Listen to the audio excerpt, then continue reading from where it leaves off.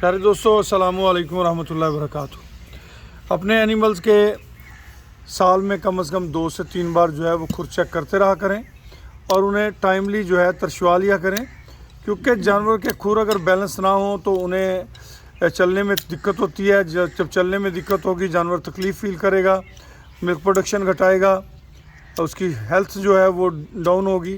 तो ये छोटी छोटी चीज़ें हैं, अगर इन पे हम फोकस करें तो इंशाल्लाह इससे हमें हमारे जानवर की हेल्थ जो है वो बेहतर रहती है। जानवर चलने में दुश्वारी महसूस नहीं करता।